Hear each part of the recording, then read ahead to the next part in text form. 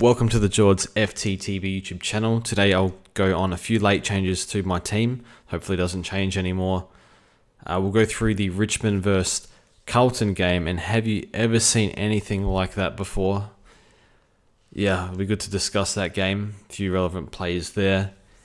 And we'll also go through team lineups as well. So we'll do, best to get through everything. This is what the team looks like. From the last team update I had Nick Martin in probably for about 2 hours, to be honest. Just the buy and the roll's probably not good enough, but I think he'll be a forward, certainly near the top 6, if not top 6, when he gets DPP there. I don't have Dawson anymore to get Sherry, basically. So that kind of was painful. And I don't have Perriman. I think Perriman's a good pick. I just don't have him at the moment, and I think it's going to be a painful antipod. But yeah, just watching Short tonight. Like, I haven't had Short all preseason, you know that, but he played fine. I think second half, he looked really tired to me in the second half, and it felt like I think Cottrell seemed like he gave him a bit of attention in quarter 3, but I was just watching Short. I saw him on his haunches twice. There was a contest in D50 where he just went to ground and he just stayed down for, I reckon, 20 seconds. Roughly, so he finished the game on the bench when Scaling was on the line, so that didn't help him. But 83, give him another go against Port Adelaide Oval. It's terrible, but yeah. Anyway, and then we've got standard forward line. So I'm still fading Baz, fading Perriman. I think they're going to be two antipods I don't like, and hopefully this midfield does us well. The other one's Finn O'Sullivan, so I called him overrated rookie based on the fact that not an accumulator and playing at least 50% wing is what I thought. It sounds like he trained halfback either today or yesterday, so that means halfback for North. I think you just pick with good job security, and if he doesn't, I don't see McKercher levels, given McKercher was getting almost, I think, 35 or 33 touches a game in juniors, whereas I think Finn O'Sullivan was 18. So not expecting that level, but I think good job security. He's going to make money in a really good role. I think we just pick, and if he makes 100k, he makes 100k. If he makes more than that, great. And DPP as well. So that's the information we saw on Twitter today. But he's trained halfback. So, and to me, watching him, why wouldn't you just settle him at halfback? I remember Sam Mitchell talking about his players. He likes to settle his young players. Just give him a position, leave him there, so that they don't get confused with their development. So I don't know why they'd play Finn O'Sullivan in two positions. Look at McKercher last year. All they had to do was settle him down back. Bit of inside mid, bit of wing, bit of half forward, just leave him down back for the year. That's what they should have done all last year with McKercher, and that took him a while to figure that out. So maybe they do the same with Finn O'Sullivan. So I've done a bit of a backflip on that pick. And I'm going to put him on field as well. So I think I've got 6 rookies on the field, plus Garcia, so maybe 7-ish. I think there's a lot of good money makers. And the other one is Connor O'Sullivan. Colin Dejney's out for 3 weeks. And I think Connor O'Sullivan is going to be a very good rookie for us. Remember, SDK back in the day made over 200k, I reckon, pushing the 400k mark. He's a good player, Connor O'Sullivan. Did ask Geelong supporters in the Discord, and they said they could sub him out, put Blitzarves, put SDK down back, or I don't know, shuffle stuff around. He said that could happen. I'm not too sure. Who the hell would they put in the ruck? I don't know. Well, Colin Dejney's out for 3 with a groin. Groins are very delicate injuries. We saw Degoe linger all last year for him. I think they said it's progressing, and it just depends if groins become OP or not. If it's just standard groin strain or whatever, then it might be okay. But Geelong's timeline is 3 weeks, so he might get a price rise. Maybe he plays good, back him in to play well. And if the less defenders I have to pick, the better, to be honest, because I hate the whole lot of them, and I've already hate one that I've picked that I didn't want. So yeah, maybe with Shorty, maybe it was just a bit of match fitness first game. Saw the other games we've watched, players cramping and tiring and stuff. So maybe it's just one game, give him another go. But that's very, very annoying. But I without a doubt, whatever defender I picked, I would have stuffed it up anyway, because I just didn't want to pick any. But I think Perryman will be good. But anyway, that's that. I think we should go through the game first. Richmond versus Carlton. Have you ever seen a more embarrassing loss in your life? I'm trying to think off the top of my head. I'm a Crow supporter, so there might be bias here, but the most embarrassing loss is the 2007 Grand Final, 119 points. Geelong beat Port. The next one I would imagine was Melbourne and Geelong, where they lost by 186 points. Now, obviously, this wasn't a spanking, but Carlton were $1.01 favourites, supposed to be challenging for a flag against Richmond, who people thought wouldn't win a game all year. I think their line was like 1.5 wins or 2.5 wins. To lose this, and Michael Voss to sub off Cooper Lord. I mean, come on. I couldn't believe that. Like, he deserved to lose if you do that. Like, he was playing so well. You got Francis Evans. I think he was on 3 touches at halftime. And he finished on 3 touches. And you sub off Lord, one of your better mids. I couldn't believe it. I was thinking, I'm going to get this guy in fantasy. Even like Supercoach 250k. Like, another good game from Cooper Lord. I think he's going to make a bulk cash with good roll. This was staggering. Like, one of the worst subbings I've ever seen. But yeah, look, if you're a Carlton supporter, you don't deserve this. Like, no supporter base. Like, they've been through terrible, like, 30 years nearly, I think, with Carlton of rubbish. That being said, a lot of us are laughing at this because it was hysterical. The way the game ended with Seth Campbell winning a foot race from a few metres behind to ice the game and then dance on the grave by doing a cartwheel into a backflip. I couldn't believe what I was seeing. It was unbelievable. It was staggering. It was hysterical. Look, I loved it. And I think a lot of non-Carlton supporters loved it too. They'll get a chance to bounce back. But I tell you what, he's got to be on thin. Even though it's one game, you can't. This is unforgivable loss. Like, there's one-off losses, and then there's this type of loss. So, look, we'll go through the game. If you had Nank only 114. I felt like he was on for a 140 here. A bit stiff. I think that's a bit unlucky. A few people have Nank, so he was good. Dow had a big last quarter. Ross was really good, especially in the first half. Miller was solid. Blight was good before he went off. Like, Sam Laylor, I think it's too hard to get him in at 200k. If you started him, you're very happy. I think we thought limited preseason coming off the hammy, but man, he looks good, and I'm very impressed with him.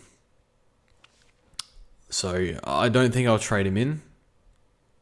The role is not super great. A little bit of mid-time too. I'd have to check the CBAs, but they looked brilliant. Ran out the game really well as well. Taranto only 69. I thought he was pretty influential, to be honest. Yeah, I mean, Taranto hit the chest of a few defenders, so happens. Trainer only 50. No, he was solid, so I think you're happy with him on the bench, and I don't think we had much choice, really. But he's on pretty much all our benches. I think Blight was getting his quad rubbed, so I think that's it from, I guess, Short as well, spoke about before. Really disappointing second half. Looked gassed. Scott FOMO at the price. I did a lot of research into Short in the past few days. I was reading like Punt Road End, which is that's a Tigers forum, and they were just saying like he's come back really fit. Rioli took his role. We're gonna have to go through him. We're gonna slow it down this year a bit, moving our defense. And I did see that a bit. Like, they were moving it well through the middle of the ground, but there were sometimes they were just looking for that short option. Probably it was a bit noticeable. Like Vlosten was there doing it a bit, so like it was noticeable that they were trying to control it a bit in the back half. But yeah. So annoyed to pick Short, but yeah, give another go. I just thought maybe, I don't know. It's what it is. Part of the game is holding your nerve. But look, it's not even that bad. 83, it's not the worst. TDK looks really good. TDK's TDK. He's this scoring machine. So the ruck, we know that. So it's good to have him and like captain, vice captain option. Cripps was solid. If you have him, you'd be happy. I guess you if you have Carlton mids, like a Chera Scout's 106. I thought that was 100, so that's been scaled since I last checked. Yeah, okay.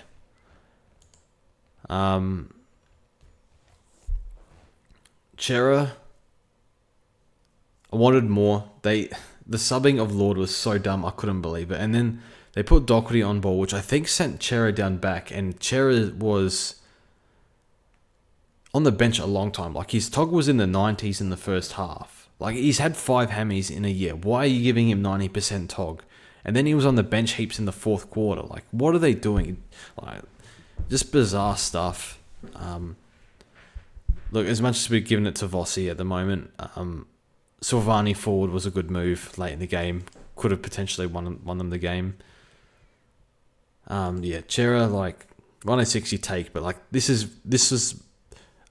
supposed to be a 2-win team, Richmond. Like, they needed to destroy Richmond. We needed to cash in on this game. And 106 is not good enough because we're taking on major injury risk. Walsh, like, limited prep, no good. No good at all. I pick Hollins in fantasy. Why? I don't know why I did that. But, yeah, he, no good. Saad 91, not bad. Nick Haynes, he looked every bit a 32 or 33-year-old.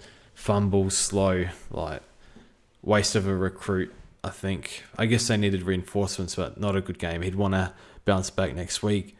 Doherty came on, had an impact. Like, yeah, it's whatever. I guess, yeah, a few defenders scored pretty poorly. McGovern. Yeah, that's the game, really. Camporale. A few bad kicks early is what it is. Missed a few targets. But he was solid. And I was thinking, like, surely Voss doesn't sub him off for Doherty because they can play that same wing role. And I was thinking, like, no, there's no way. And fortunately, that didn't happen. I thought that surely Francis Evans gets subbed. But, yeah, he was good. I think it'll be a good rook for us. Got to temper expectations. Like, again, this was Richmond. We needed to cash in on this game. DT was good, SC not so much. So I think we're looking at probably an average in the 50s most likely. And if he can slow tick to 250, I think we'll be happy. We'll go through team sheets. Don't need to discuss that game. Looking at Hawks versus Essendon, a quick scan. I guess just doesn't matter where Sicily's named. Day forward lines doesn't really matter. So we've already seen these teams from last week. I guess Josh Ward could get a bit of mid-clock with Warple out. I think Warple's only 4 to 6 though. 284k. Yeah. What's his on-ball time? Does he split wing time with Cam McKenzie? Because obviously they've got some good bids in there, like a Day, Newcomb, Nash. They like in there. Does the defensive work for him? So I guess Ward could be a watch with his mid-clock, could be like a mid-pricer, but again, like, if Warple's back in 4 to 6, and what's the point? Essendon, so some decent rooks here. So Pryor sort of plays that, like, specialist role of, like, lockdown defense, I think. And, you know, Redmond's back in the team, and Pryor's named next to him, which is good. Looks like Archie Roberts been pushed to a wing. Nick Martin wing as well. Maybe Martin plays wing this game. I like him half forward a bit more than wing, but I guess the 7th defender is probably Dylan Shield. Hobbsy has been named, but looking at this this bench, who's sub here, I think they're running 2 wings, so I think it's Dersma, Hobbs, or Gresham, most likely sub. Not exactly sure. If they want to use Durham a lot in the midfield because he has played a bit forward.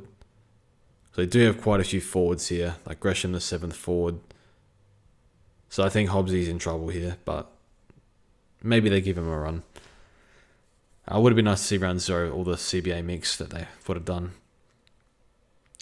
Don't have Kako. I think he's going to be a good rook though. Like, he's shown he can compete at the level. Like, there's going to be small forward and it's going to be tough at times for him, but in the elevated price. But, you know, brilliant job security. Like, can't fault it. So he'll be all right. So I have Reid and Pryor. I have both on field. Pryor makes me a bit nervous because he's going to have to take one of their smalls, like a Ginnivan or a Watson, who can be a handful. Geelong versus Freo. So Baz is in, expecting a mixture of half forward, wing, and inside. I think he's a fine pick. I wish I picked him over Short. The big one, Colin O'Sullivan, as I said before, Colin Destiny up for 3. I'm just going to pick him and hope for the best, I think, so I don't have to pick a defender. If he's dead, Rook, or maybe the chances he plays more than 3 games is reasonable because 1, he could play really well and they won't take him out, or 2, Colin Destany's groin injury could linger for longer. So there's a reasonable chance that it's actually longer. I guess it's probably better to pick like a Kako in another line where they're just going to play. There's no hope or praying. It's just he's going to play. Keep playing. But yeah, he's in my team, so I don't have to pick defenders and just running that risk, I guess. A lot of people have Stewart. I think it'll be fine. Holmes in the centre, Baz on the wing. Who's the inside mids? Never last on the bench. I mean, there's no way that Jai Clark is not sub here. I think Never will play a bit. So they got Bowes, they got Atkins, they got Holmes, they got Baz. So I think that's their 5-man rotation, probably. I guess Clark's played a bit of halfback. They could throw him in there. Is Never a sub out risk? Okay, who's getting subbed out here? I don't think it's anyone on the field. Well, I think Mullen would be the favourite. Mullen, O'Connor, Clark, Nevitt. I suspect Clark will be sub, and then subbed off will be Mullen, O'Connor, or Nevitt. I think O'Connor or Mullen I'm probably more likely, to be honest, but we'll see. SDK Ruckin. I think he could work as a pick, especially he's rocking against Reedy. That's pretty easy for him. Nothing to really discuss on Freo's side. I love Sarong and Andy as picks. Andy always makes me nervous a little bit, but could they send O'Connor to Sarong? Maybe Noddy gets a little. Nathan O'Driscoll gets a bit of inside bid time. Johnson as well. Sydney versus Brisbane. Yeah, I probably wouldn't pick Reedy. An interesting one here. So this was the concerns with Patton or the Sydney defence. Cox has already pulled the trigger, realised the defence is too short, and he's brought in Hamling. I don't know if he was injured or not. They brought in Bice as well. They took out Sheldrick and Adams. Adams injured, and Sheldrick, if you're trying to win games of football, you can't risk Sheldrick putting a performance like that up. So he's got to go back to the VFL for sure. That's fair enough. Levi's in. They're saying sub for Levi. I dare say they're one injury, one late out away from Levi just starting. So I think you could start on the bench if you want, and then he's probably going to be in the 23 every week. It's just it only takes one sub to just kill the cash gen. So I'm not picking him based on that, but you could, I guess, if you have that luxury. Looking at this team, okay, so Patton's on field, so he won't be sub. Hamling off the bench. So that's 6, Hamling 7, Florent 8. Maybe they're playing Bice at half forward. That's interesting. Could it be sub? Could it be wing? I don't know. 8 defenders. They surely got to persist with McCartan forward. They're not going to throw that away after 1 week, I doubt. Especially bringing Hamling in. Nothing really much to tell here. I guess Patton, the concern is when Cunningham comes back after the bye, most likely. This defence looks pretty standard. Not much to tell here. Levi on the bench. I'm starting him, so I'd rather him not. But my reason for picking... Will Ashcroft. My reason for picking Will Ashcroft is Last year, including finals, he averaged 88 SuperCoach points off 33% CBAs. I mean, that's got to go up this year for sure. If he can get to the 60 mark, maybe wishful thinking. I know McLuggage is coming off surgery as well. Neil's had a good preseason, but he did have probably a slow start around Christmas time, so I think he'll be raring to go. But I don't know. If I'm the coach, I'm Will, the young, hungry guy. Just get him in the mids as much as possible. Give maybe lower Neil's tog unless, like, I guess they need to win. They need him on the field as much as possible, but they don't need to kill Neil at this point in the year. Like, they need him prime for, like, post-buy when winter comes. So, yeah. No Levi for me. Could be a bad one if he starts regular at 22. Bulldogs versus North. So, Dolan... Whoops. I don't know anything about Dolan. Is he named on the field? On the wing. So Dolan's in, Kennedy's in, Davidson's in. So Kennedy probably gets a bit of mid-clock, but on borrowed time. A bit like Sanders as well. Like, could be he be on borrowed time. I think Treloar and Bont probably both back. Treloar maybe around 4-ish. Bont maybe around 5 or 6. So I don't have Sanders because of that.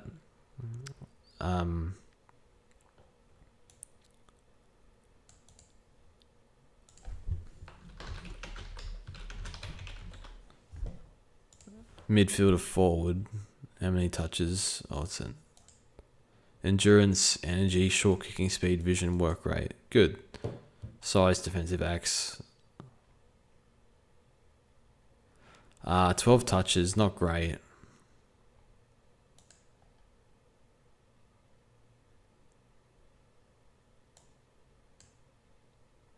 Small midfielder forward.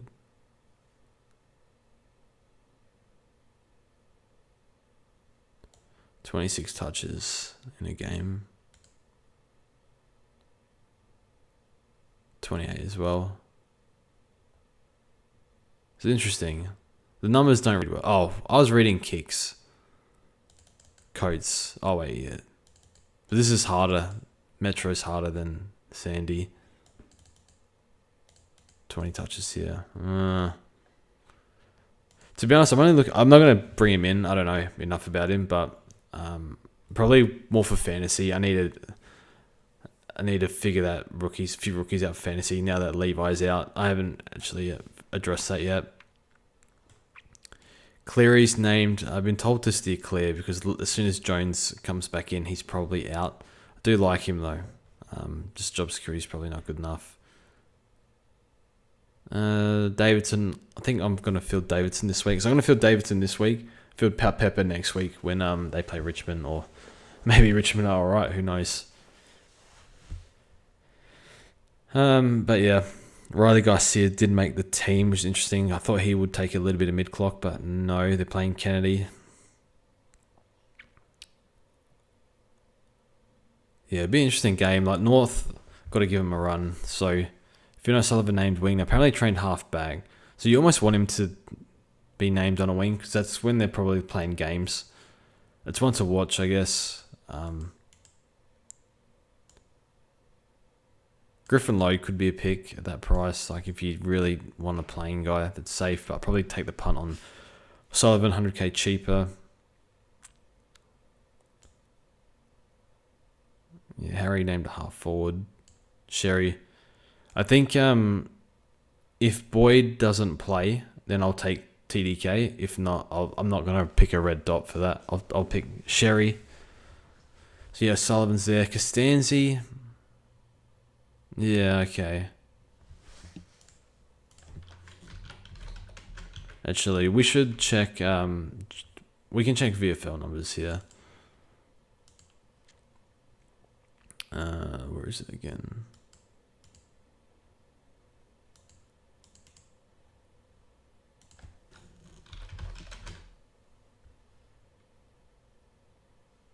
$60, small forward. Scored a 19 here. It's not great. Tackles a bit, which is kind of good, but it doesn't find much appeal. Not really a rookie I want at the moment. Go look. I think he's third year in the system now. Parker named on ball. Probably plays a bit forward.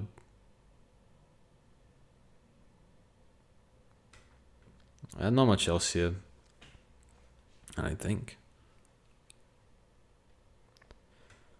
Pies versus Ports.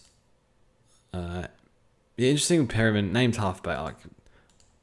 I don't believe that. He'll play on ball. Dan Houston's back. They got Houston and Josh Dacos running off halfback this year, so that'll stick. In terms of mids, I tell you what, Ed Allen out is very stiff. You got to give him a run, and especially with Ed Allen out for Sullivan is crazy to me. Now maybe they saw something in the tape or something in game reviews that they didn't like from Ed Allen, but this is I feel like Collingwood should play their talent, especially ahead of Sullivan. No disrespect, but probably didn't look at the level last year. That's very odd to me. I think he's got better prospect than Ned Long as well. I find that strange, but that's Collingwood. I guess Reef is there, 200k in the forward line, but it's probably better. Looks like Finlayson's playing back as well. Darcy Cameron's got off to a really good start. Looking at Ports.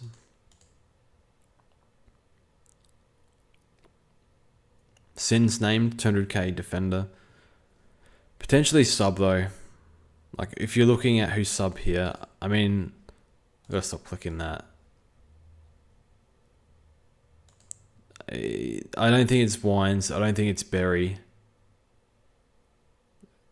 Don't know about Burton, but they've dropped him. So it's probably Sin, Burton, or Boak. In terms of sub out, it's probably those three as well. So I can't pay 200k for that. Rosie's there. I've got Rosie. Pepper named on ball. I don't really believe that. Maybe a little bit of time because they're missing a few players, but yeah. Crows vs Saints, so extended squad. So fair bit here. So Miller. Few people asked me about Miller. I thought he looked quite poor in the practice game. Not only that, he's switching. In the practice game, I think it was about 50% wing, 50% halfback. So, 250k, he'll probably make money. He's also come off a soft tissue injury just a few weeks ago with a quad. It's not for me, man. Sid Draper, yeah, pretty exciting player. Really excited about him as a prospect. Crows running 6 mids now. I wonder if they debut him as sub. It's Sid hurts Peatling the worst, but also I think slightly takes the cap off Dawson, maybe ever so slightly, because he's going to play CBAs and everyone suffers if Draper goes in CBAs. But I'm more than happy, as a Crows fan, I want him in the midfield.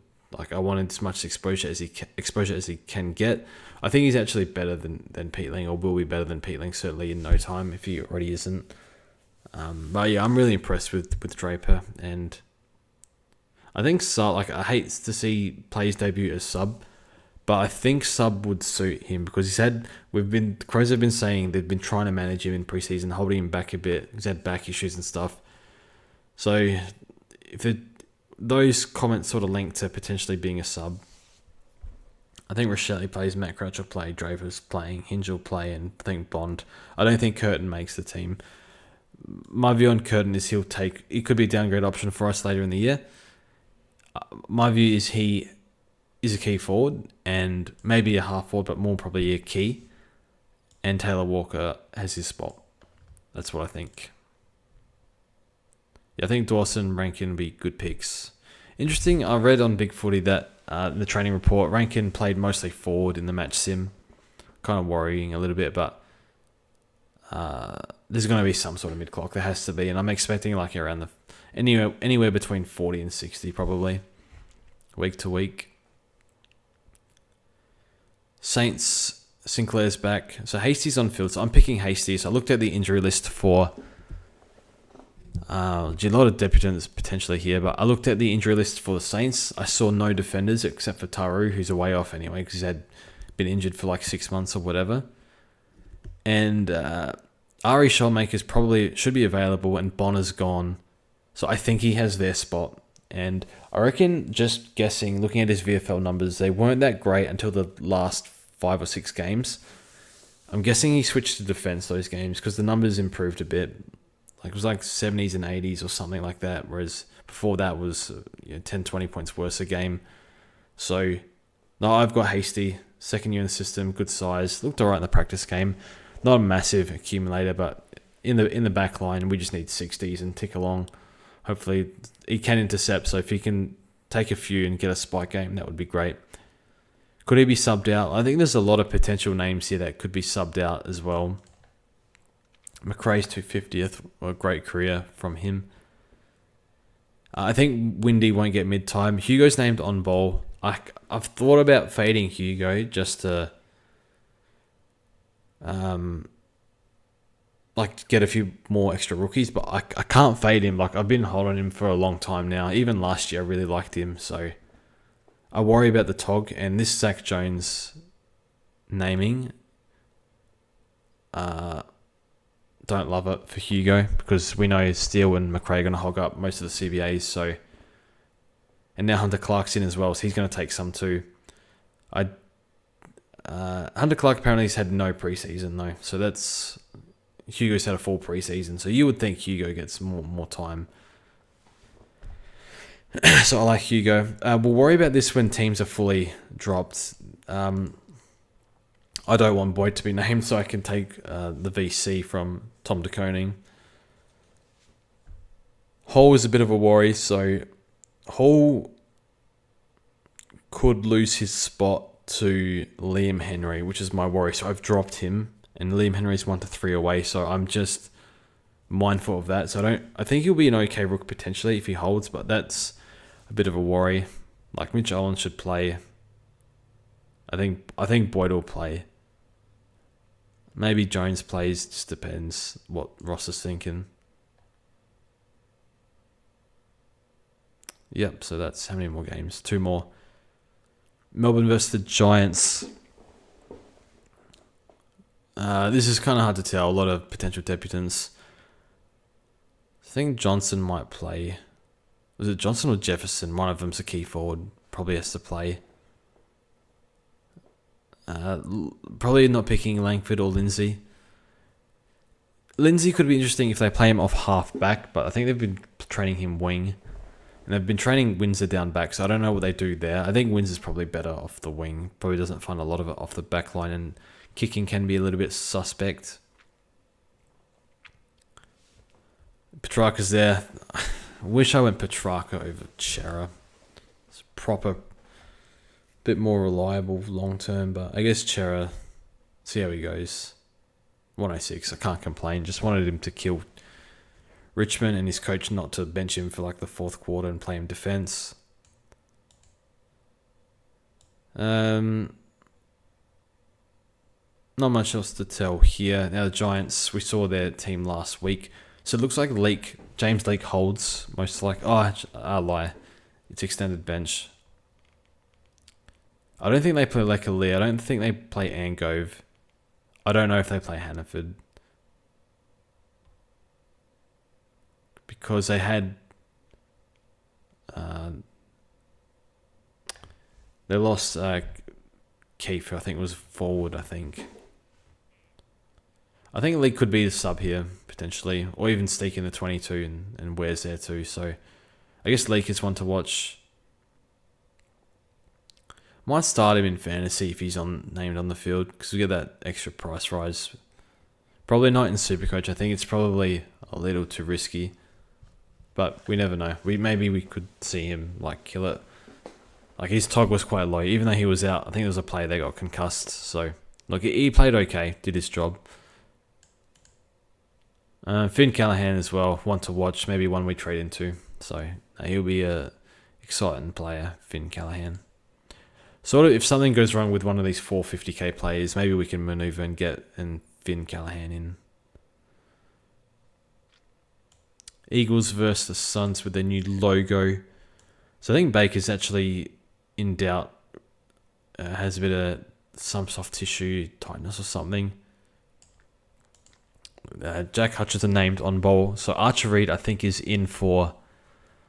They're the key forward that's injured, I want to say. It might be... Oh no, Waterman and Allen's named. I swear I heard one of them is injured. Excuse me, I can't remember. So Elijah Hewitt apparently should play. Hewitt makes me nervous with durability and sub-risk. Been injured for like 2 years and already soft tissue soreness, but apparently he's done a lot of preseason. Potential to be a bad rookie miss here, I think. Feel like I need another defender to fit all these good mid-forward rooks in, but not at the moment. Just catch 22. Don't like the premiums, don't like the defenders, don't like the rookies down back, so... not much else here. Graham could play a bit on ball, but I don't think he's an option. McGovern could be an option again for us. I guess always the worry with contact injuries and soft tissue as well with him over his history. Looking at Gold Coast, so no Sam Flanders. Apparently he should be back next week or the week after. Took. I wonder if they played Took half forward and maybe he's an option for us. Probably had a bit of a knee issue, I think it was, in the preseason. Didn't play the practice games. Guess Rioli's there. Wonder if he'll be premium this year. I think we can leave it at that. There's not much to tell on... No Jepson or anything.